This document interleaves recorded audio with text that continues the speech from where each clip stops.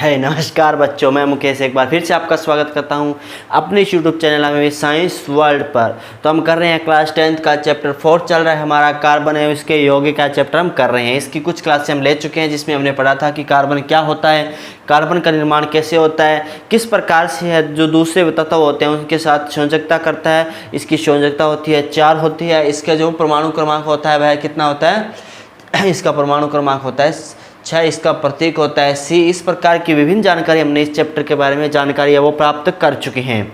तो इससे पहले भी हम पढ़ चुके हैं कि किस प्रकार से यह इलेक्ट्रॉनों को साझा करता है, किस प्रकार से दूसरे तत्वों के साथ यह इलेक्ट्रॉनों को साझा कर करके अपनी जो संयोजकता है उसको पूरा करता है। ना ये धनायन बनाता है ना ही ऋणायन बनाता है। इसके बाद हमने पढ़ लिया था कुछ अनुलग्न लगाए, जिसके बाद जैसे अगर पूरा का पूरा संतृप्त है तो उसमें क्या अनुलग्न आएगा, असंतृप्त आता है, द्विबंध आता है, त्रिबंध आता है।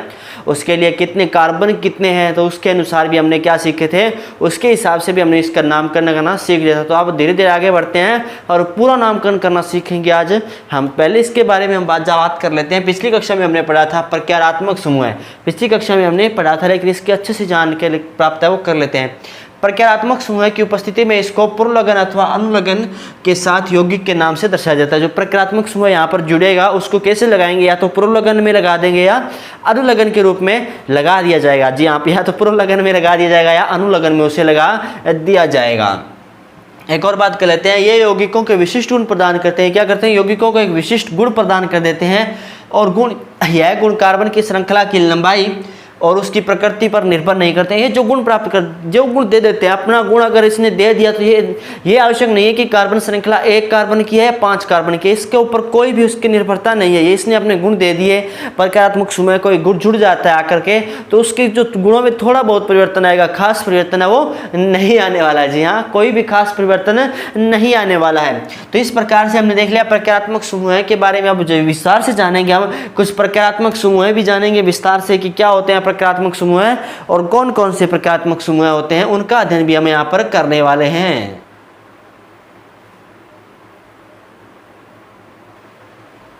अब हम बात कर लेते हैं पहले प्रकारात्मक समूह की। हमारा जो पहला प्रकारात्मक समूह उसके बारे में हम जानकारी वो प्राप्त कर रहे थे। तो हमारा पहला प्रकारात्मक समूह हम लेने वाले हैं हेलोजन को। जी हाँ, हम यहाँ पर लेने वाले हैं हेलोजन को।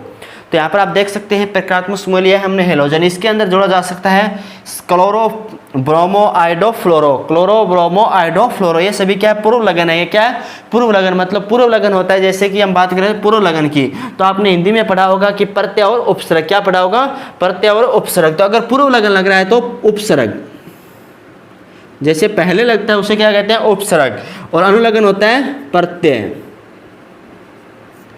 क्या होता है, प्रत्यय। तो यहाँ पर हम देख रहे हैं अनुलग्न और पूर्व लगन के बारे में हम जानकारियाँ प्राप्त करने। तो यहाँ ये सभी लग रहे हैं क्लोरो ब्रोमो आइडो फ्लोरो। ये क्या है, एक प्रकार के पूर्व लगन है। जैसे कोई शब्द बनेगा उसके नाम से पहले हमें यह लगाने हैं। तो पूर्व लगन है, ऐसा याद रखना ये जरूरी है, क्योंकि हम पहले हमने पढ़े थे इन आइन, वो सभी क्या थे, अनुलग्न थे। यहाँ पर हम पढ़ रहे हैं पूर्व लगन के बारे में जानकारी प्राप्त करें। अगर क्लोरो लिखना है उसका सिंबल दिया होगा Cl आपको। इस प्रकार से किसी भी कार्बन श्रृंखला के साथ क्या जुड़ा होगा, Cl जुड़ा हुआ होगा।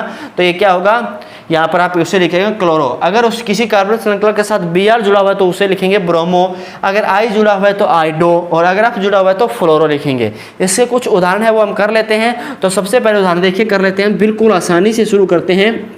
यहाँ पर इसके साथ Cl जुड़ा हुआ है, यहाँ पर हाइड्रोजन भरे हुए हैं, इसकी संयोजकता आपको पूरी करनी है। तो यहाँ पे देखिए, पहले तो आपको क्या कहा था मैंने, सबसे पहले ये देखना है कि सबसे लंबी कार्बन श्रृंखला का चयन करना है। तो यहाँ पे तो एक ही कार्बन है, कार्बन श्रृंखला का चयन ही नहीं करना, तो सीधी सी बात है सबसे लंबी कार्बन श्रृंखला है 1 है। तो 1 के लिए क्या आता है, मैथ आता है। याद होगा आपको 1 के लिए क्या आता है, मैथ आता है। तो पहले लिख लेंगे मैथ। अब इसमें कहीं द्विबंध लगा हुआ है, नहीं लगा हुआ। अगर द्विबंध नहीं लगा हुआ है तो क्या करते हैं, एन अनुलग्न का उपयोग करते हैं। किसका, एन अनुलग्न का उपयोग करते हैं। जी हाँ, बिल्कुल सही, एन अनुलग्न लगाना है तो मेथेन। एन अनुलग्न लगा दिया, यहाँ पर मेथ था, उसके साथ में जोड़ दिया हमने एन।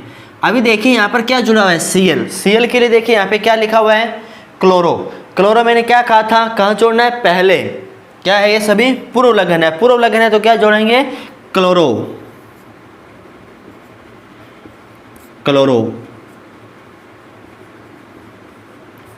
तो इसका नाम क्या हो जाएगा, यहाँ पर इसका नाम हो जाएगा क्लोरोमेथेन। क्या हो जाएगा, क्लोरोमेथेन। अच्छे समझ में आ गया होगा मुझे लगता है। चलिए आगे बढ़ते हैं, हम देख लेते हैं ब्रोमो के लिए एक सूत्र ले लेते हैं हम, आसान सी जो कार्बन श्रृंखला है उसे ले लेते हैं। यहाँ पर इसको संतुलित कर लीजिए, मतलब क्या कर लीजिए, इसकी संयोजकता को पूरा कर लीजिए। अब सभी हाइड्रोजन यहाँ पर देखिए कार्बन को संयोजकता को पूरी कर रहे हैं। जहाँ भी कार्बन आपको खाली मिले वहाँ पे क्या लगा देना, आपको हाइड्रोजन लगा देना, क्योंकि जब भी कार्बन खाली होगा उसके साथ हाइड्रोजन आएगा और उसके अपने जो अणु है उसके साथ इलेक्ट्रॉनों की साझेदारी करेगा और अपनी संयोजकता पूरी कर लेगा, अपना अष्टक वो हमेशा पूरा कर लेगा। तो यहाँ पे देखिए अब सबसे पहले हमें क्या करना है, सबसे लंबी कार्बन श्रृंखला का चयन करना है। यहाँ क्या करना है, सबसे पहले हमें सबसे लंबी जो कार्बन श्रृंखला होती है उसका चयन करना है। यहाँ पे देखिए 3 कार्बन की कार्बन श्रृंखला आपको दिखाई दे रही है। कितने कार्बन की, 3 कार्बन की कार्बन श्रृंखला यहाँ पर दिखाई दे रही है। 1 2 3 कार्बन यहाँ पे है। तो 3 के लिए हमने क्या किया था, meth eth pro but pent hex hep oct, वो आपको याद करवा दिया अच्छे से मैंने पिछली क्लास में, उधर देख सकते हैं आप। तो यहाँ पे देखिए मैथ एथ प्रोप, तो 3 कार्बन के लिए क्या लगाते हैं, प्रोप।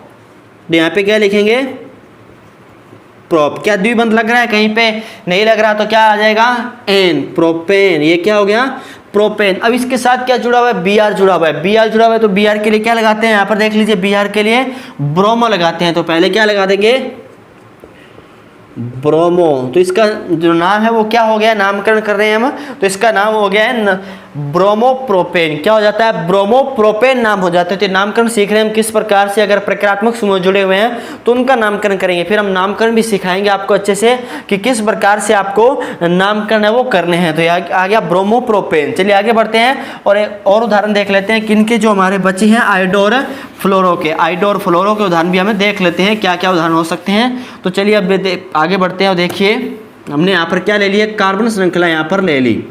क्या ले लिए, कार्बन श्रृंखला ले ली और उसके साथ इसकी संयोजकता को पूरा कर लीजिए।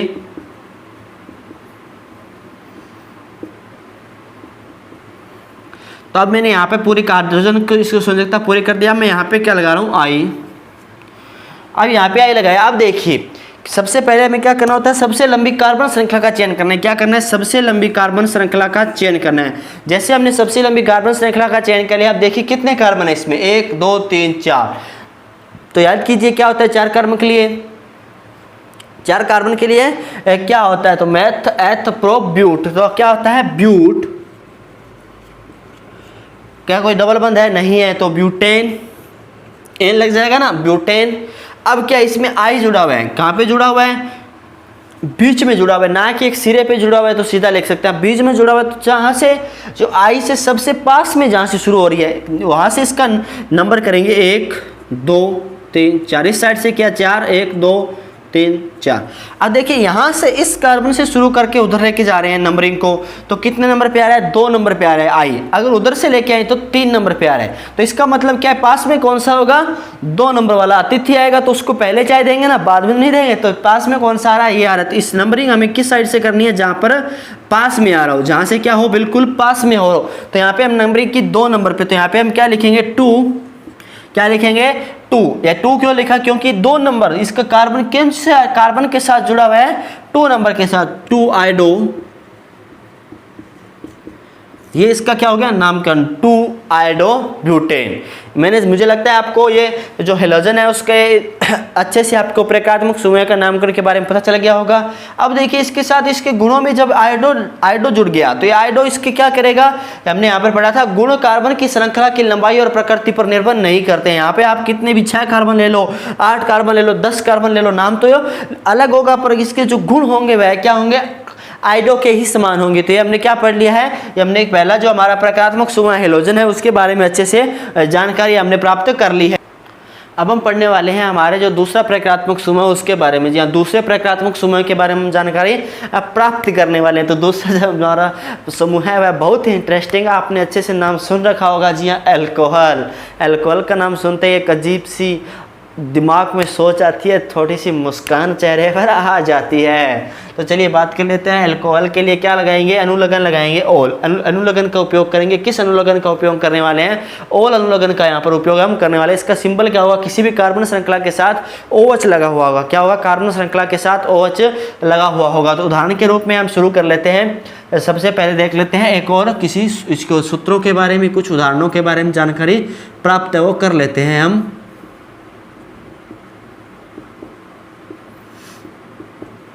तो अब यहाँ पर देखिए हमें क्या दिया गया है, एक कार्बन श्रृंखला दी गई है। क्या दी गई है? कार्बन श्रृंखला दी गई है। कितने कार्बन है इसमें? सबसे पहले हमें क्या देखना है? कार्बन कितने हैं। तो यहाँ पर कार्बन देख सकते हैं 2 कार्बन है। कितने कार्बन है? 2 कार्बन है। तो इसके लिए हम क्या कहते हैं? 2 कार्बन हो तो क्या लगाते हैं? जी हाँ, 2 कार्बन के लिए हम क्या लगाते हैं? मैथ एथ। मैथ के बाद क्या था? एथ। तो लिख लीजिए एथ।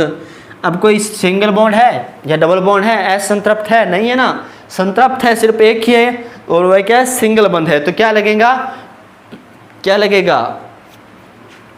एन। क्या लगेगा? एन लगेगा। अब देखिए OH लगा है। OH कहाँ पे लगता है? OH देख लीजिए क्या लगता है? OH के लिए ओल लगता है। ओल लगता है। ओल भी क्या लगता है? अनुलग्न होता है। ओल भी क्या होता है? अनुलग्न होता है। तो यहाँ पे हम बात करेंगे अनुलग्न लगाएंगे। अनुलग्न क्या लगाएंगे? इसके पीछे। तो ओल लगाने के लिए क्या कर देंगे? एथेनॉल। इसका जो रासायनिक नाम है वो क्या हो जाएगा? नामकरण हो जाएगा एथेनॉल। इसे आप क्या कह सकते हैं? एथेनॉल के नाम से आप पुकार सकते हैं। अब चलिए आगे बढ़ते हैं। एक थोड़ा बड़ा उदाहरण ले लेते हैं इसका।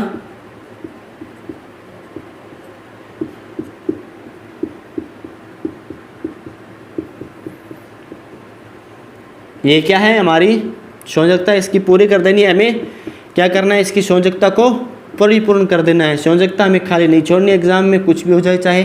अब देखिए सबसे पहले हमें कार्बन गिनने कितने हैं? 1 2 3 4 5 6। तो 6 कार्बन के लिए सबसे पहले हमें पता होना चाहिए क्या आता है। तो याद कीजिए मैथ एथ प्रोप ब्यूट पेंट हेक्स। क्या आता है? मैथ एथ प्रोप ब्यूट पेंट हेक्स। क्या आता है? हेक्स आता है। 6 कार्बन के लिए किसका उपयोग करते हैं हम? हेक्स का उपयोग है वो करते हैं। तो 6 कार्बन के लिए हेक्स का उपयोग करते हैं। तो हम यहाँ पे क्या लिख लेंगे? हेक्स लिखेंगे। क्या लिखेंगे?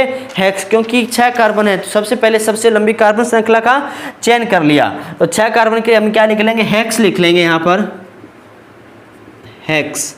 अब देखिए हेक्स तो हमने लिख लिया। अब इसके साथ देखिए कोई भी असंतृप्त है? नहीं है। सभी क्या सिंगल बंध से जुड़े हुए हैं। तो सिंगल बंध से जुड़े हुए हैं तो क्या लगाएंगे? एन। क्या लगाएंगे? N, hexane.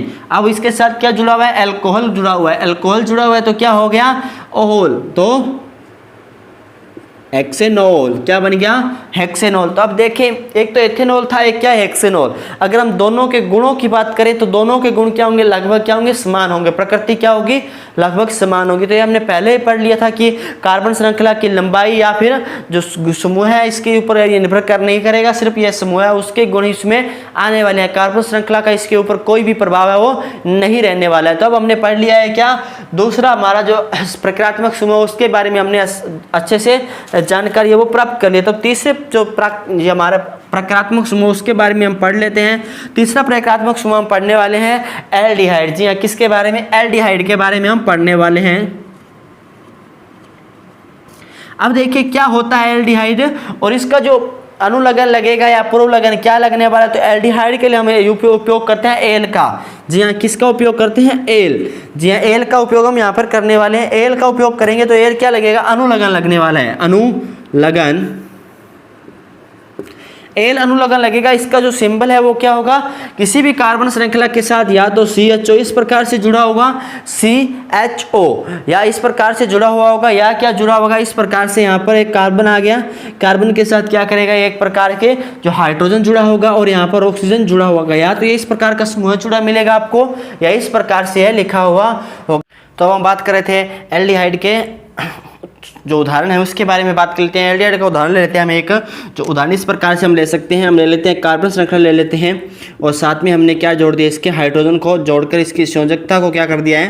पूरा कर दिया। जी संयोजकता को हमने यहाँ पर पूरा कर दिया। तो यहाँ पे देखिए डबल बॉन्ड के साथ O जुड़ा हुआ है। जहाँ पर भी डबल बॉन्ड के साथ O जुड़ जाए, एक और बात याद रखिएगा, हमेशा कोने में आएगा। एल्डिहाइड क्या आएगा? हमेशा कोने में आएगा। जहाँ पे भी आपको कोने में इस तरह से एल्डिहाइड ग्रुप जुड़ा हुआ नजर आ जाए तो यह क्या हो जाएगा, हमेशा ही कोने में आएगा। इस प्रकार से इसका नामकरण देख लीजिए। अब इसके साथ कितने कार्बन जुड़े हुए हैं, यहाँ पे 2 कार्बन है हमारे पास। कितने कार्बन है हमारे पास, यहाँ पे आप देख सकते हैं कितने कार्बन है, 2 कार्बन है। तो 2 कार्बन के क्या लगाते हैं, एथ लगाते हैं। अब आप कहेंगे सर यहाँ पे तो डबल बॉन्ड आ गया। जी नहीं है, डबल बॉन्ड ओ के साथ, ना कि कार्बन के साथ डबल बॉन्ड नहीं होना चाहिए।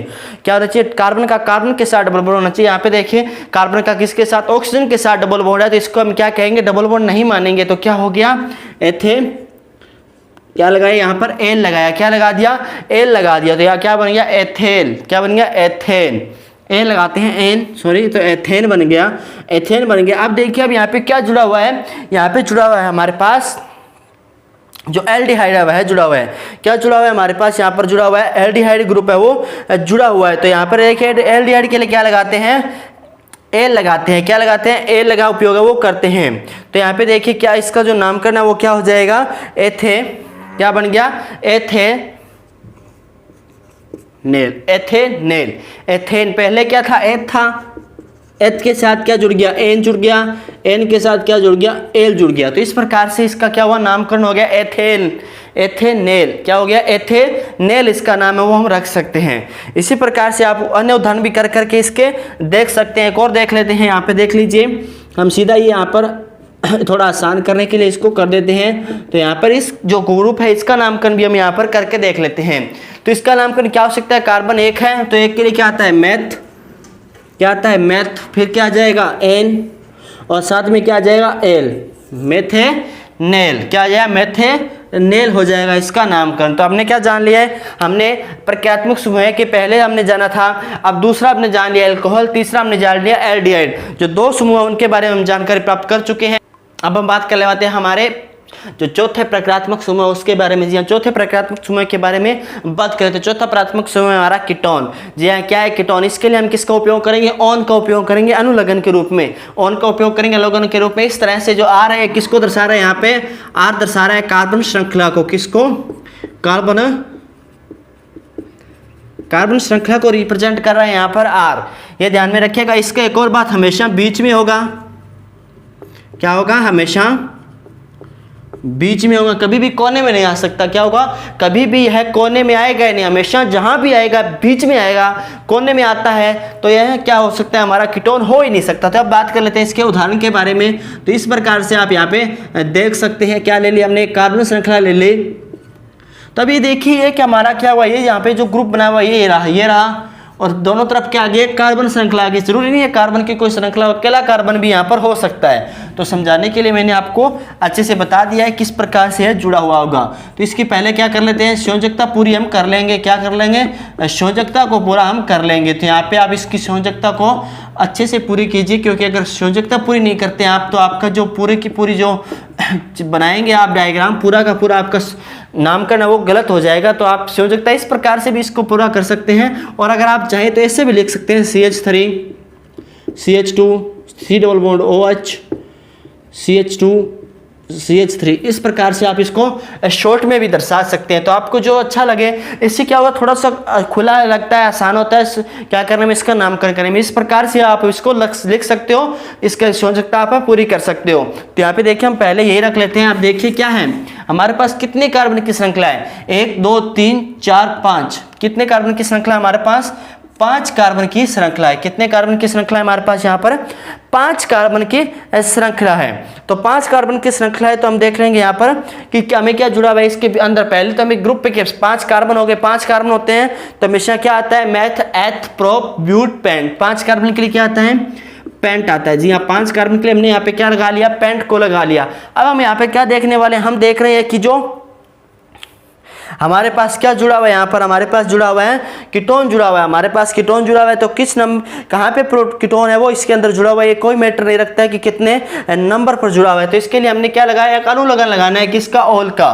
तो पेंट के साथ देख लीजिए, यहाँ पर कोई द्विबंध है, नहीं है ना, द्विबंध कोई इसी प्रकार का कोई द्विबंध नहीं है। तो द्विबंध नहीं होने पर क्या लगा देते हैं हम, ऑन एन लगा देते हैं। तो प्रेटेन क्या बन गया, पेंटेन। अब पेंटेन तो हो गया। अब पहले क्या था हमारे पास, पेंट था प्लस एन लगा दिया। अब देखिए, अब इसके लिए हम किसका उपयोग करते हैं, ऑल का उपयोग करते हैं। किसका, ऑन का। तो साथ में क्या लगा देंगे, ऑन। तो क्या बनेगा पेंटोन या पेंटेनोन, क्या बनेगा पेंटेनोन यहाँ पर हमें प्राप्त हो जाता है, पेंटेनोन प्राप्त हो गया। तो इसका जो नामकरण है वो क्या हो गया पेंटेनोन। इसी प्रकार से एक नामकरण और कर लेते हैं हम। तो हम शुरू करते हैं एक और नामकरण की, हम ले लेते हैं यहाँ पर कार्बन श्रृंखला ले लेते हैं एक, कितने कार्बन के लिए हमने यहाँ पर 3 कार्बन के लिए, कितने कार्बन के लिए यहाँ पर हमने 3 कार्बन के लिए। यहाँ पे बीच में देखिए सी डबल बॉन्ड ओ जुड़ा हुआ है, तो इसका मतलब क्या है कीटोन यहाँ पर जुड़ा हुआ है। क्या उपस्थित है यहाँ पर कीटोन, जो हमारा प्रक्रियात्मक समूह है यहाँ पर है उपस्थित है। तो मैथ एथ प्रोप, क्या हो गया प्रोप, प्रोप आ गया। प्रोप के बाद देखिए क्या, अब देखिए क्या करना है, प्रोप तो आ गया हमारे पास, इसको थोड़ा सा अच्छे से लिख लेते हैं, अच्छे से आपको समझ में आ सके। प्रोप, ठीक है, प्रोप आ गया। प्रोप को देखिए अब इसके साथ में और क्या जुड़ा हुआ है, सिंगल बंद है तो क्या हो जाएगा प्रोपेन, क्या हो जाएगा प्रोपेन। अब साथ में क्या जोड़ना है, ऑन जोड़ना है तो प्रोपेनॉन, क्या बन गया प्रोपेनॉन है। कीटोन का नामकरण हमने अच्छे से देख लिया है, इसके 2 उदाहरण भी देख लिए। आप बड़ी से बड़ी कार्बन श्रृंखला लेकर के इसको क्या कर सकते हैं, इसका नामकरण आसानी से कर सकते हैं, इसमें कोई भी दिक्कत नहीं है। बस आपको याद रखना है ये हमेशा बीच में आएगा। चलो इसको कोने में ले जाके देखते हैं, क्या करते हैं कोने में ले जाके देखते हैं, केमिस्ट्री का नियम तोड़ के देखते हैं। केमिस्ट्री का क्या करते हैं, नियम तोड़ देते हैं अपने, क्या कर देते हैं केमिस्ट्री का नियम तोड़ देते हैं। केमिस्ट्री का नियम तोड़ेंगे तो क्या होगा, कुछ तो होगा ना, कुछ तो घटेगा। क्या घटेगा, अप्राकृतिक घटना घट जाएगी। अप्राकृतिक घटना यहाँ पर क्या घट गई, आप देखिए यहाँ पे हमें क्या कहता है कोने में लाए आए। कोने में लाने से क्या हुआ, इस तरफ क्या कार्बन श्रृंखला है, क्या इस तरफ कोई भी आर है हमारे पास, कोई आर ही नहीं उपस्थित है। अगर कोई आर ही उपस्थित नहीं है तो ये क्या हो गया, ये तो हमारा पिछला जो हमने पढ़ा था क्या आ गया, एल्डिहाइड हो गया। क्या हो गया, एल्डिहाइड हो गया। हमने क्या पढ़ा था, एल्डिहाइड हमेशा कोने में आता है। जी हमेशा कोने में आता है, इसीलिए क्या कहते हैं एल्डिहाइड हमेशा कोने में आता है। अगर इसके साथ यहाँ पे कार्बन श्रृंखला जोड़ दे क्या बन गया, कीटोन बन जाएगा ये। तो इस तरह से आप इसको अच्छे से समझ सकते हैं, इसको उदाहरण को आप समझ सकते हैं। आपको एक और बात, जब भी आपको दिमाग में कुछ लग रहा है ना ये कोने में क्यों आ रहा है, ये बीच में क्यों आ रहा है, तो आप उसके साथ एक्सपेरिमेंट कीजिए, उसके साथ कार्बन श्रृंखला को जोड़िए, कुछ भी कीजिए, आप थोड़ा सा इंटरेस्टिंग बनाइए उस चीज़ को, उससे आपको क्या हो जाएगा अच्छे से में समझ में है वो आ जाने वाला है। तो चलिए अब आगे बढ़ते हैं और हमारे आगे वाले प्रक्रियात्मक समूह के बारे में जानकारी प्राप्त करते हैं। तो अब हम पढ़ने वाले हैं हमारे जो 10th का जो सिलेबस है उसके अनुसार इसमें बस इतने प्रक्रियात्मक समूह दिए गए हैं। आज के लास्ट प्रक्रियात्मक समूह के बारे में हम जानने वाले हैं, जो कि हमारा आज का लास्ट टॉपिक भी होने वाला है, क्योंकि ये पूरी की वीडियो सिर्फ और प्रक्रियात्मक समूह पर मैं रखने वाला हूं ताकि आपको अच्छे से समझ में आ जाए। तो कार्बोक्सिलिक अम्ल हमारा अगला क्या प्रक्रियात्मक समूह है, उसके लिए ओइक अम्ल का उपयोग करते हैं। किसका, ओइक अम्ल, याद रखिए ओइक अम्ल, इसको अच्छे से याद कर लीजिए ओइक अम्ल। अनुलग्न है ये क्या है, COOH होता है। यहाँ पे इसका जो प्रतीक होता है, सूत्र क्या होता है, COOH। हमेशा कोने में आता है, क्या होता है हमेशा कोने में दिखेगा, बीच में कभी भी आपको देखने को नहीं मिलेगा। हमेशा यह हमेशा कहाँ आएगा, कोने में ही आने वाला है, हमेशा कोने में आएगा। कभी भी जो हमारा ओइक कमल है, क्या ओइक कमल COOH, ये बीच में कभी भी नहीं आने वाला है। तो यहाँ पर हम इसको लिख लेते हैं, इसका जो प्रतीक है सूत्र है वो इस प्रकार से होता है। चलिए इसको अच्छे से समझते हैं, इसका एक उदाहरण ले लेते हैं हम। तो चलिए लिख लेते हैं,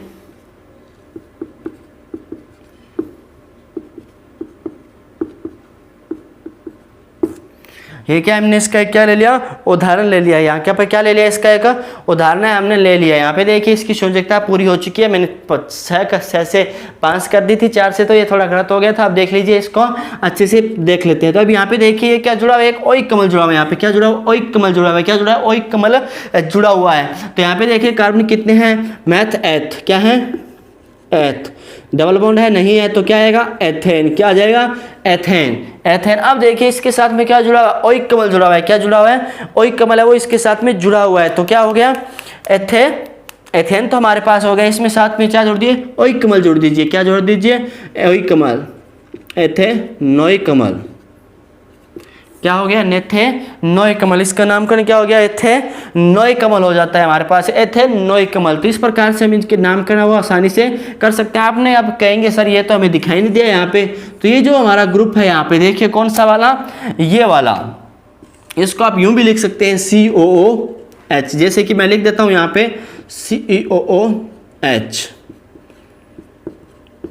तो क्या ये और ये अलग अलग है, जी नहीं, बिल्कुल ये अलग अलग नहीं है। दोनों क्या है, बिल्कुल एक जैसे हैं। आपको इसमें कंफ्यूज है वो नहीं होना है। तो आज हमने क्या जान लिए, जो हमारे जो प्रक्रियात्मक समूह थे उनके बारे में विस्तार से हमने पढ़ लिया है। जितने की आपके एनसीईआरटी में 10th के सिलेबस में दिए गए उतनों को हमने अच्छे से पढ़ लिया। इससे ज़्यादा आपकी अपर क्लास में आने वाले हैं तब हम पढ़ लेंगे उसके बारे में। तो आज की क्लास में बस इतना ही, मिलते हैं आगे वाले लेक्चर में। तब तक के लिए गुड बाय, टेक केयर, जय हिंद।